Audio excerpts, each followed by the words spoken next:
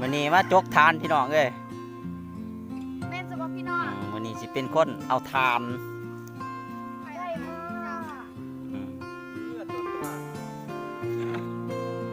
บ่แม่น8 มื้อก็มื้อนี้แล้วบ่เผามาแต่มันติดเนาะแล้วเพื่อนมีอยู่ต่อเขา เขาบอกอยู่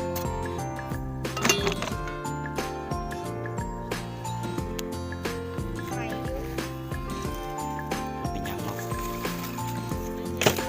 อาจารย์สองมาจ้อยเก็บของเนาะ นี่พี่น้องทานดีตรงมีคุณภาพเนี่ยนี่จับไปเบิ่งแน่จับโคโรเกเรเบิ่งแน่นี่ทานดีดิ นี่พี่น้องทา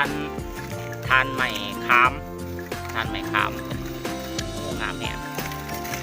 พนักงานทางเรือพี่น้องเลยพนักงานทดแทนก็ต้องใส่แก๊สสูงสุดทานเอานี่โอ้ตักแก๊ส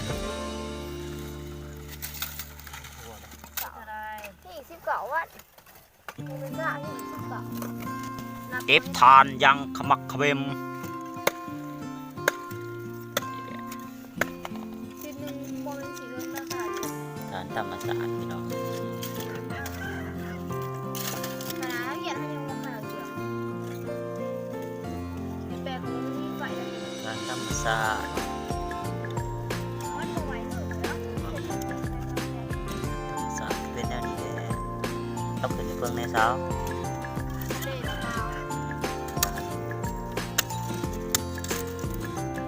สุดนี้งามกว่าแต่ก่อนว่าแต่ก่อน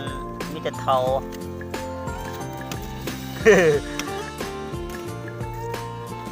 เฮ็ดเต่าบ่ได้โบกแต่ก่อน มาแคสซอยกัน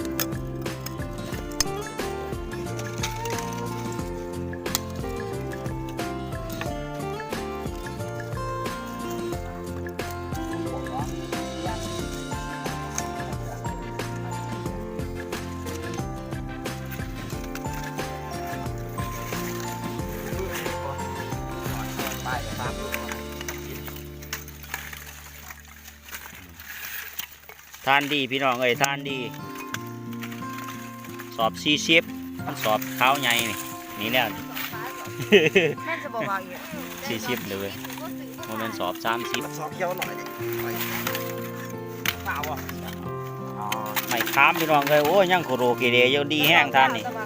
ทานกะดีได้นี่นะเห็นบ่ เปล่า เป็นไรเขาถามว่าเอาของได้ด้วยเหรอ ทานดีหลังจากเที่ยวออกแล้วได้อยู่ มันคือฟ้าทาน 12 สอบ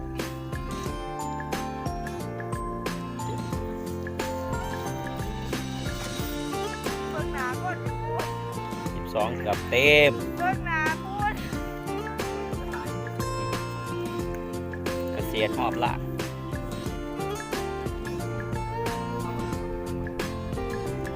เผือกบ่เอามารวดคู่ภาษาข่อยยกขึ้นเลยพระเจ้าพริกยังมาปลูกใส่อยู่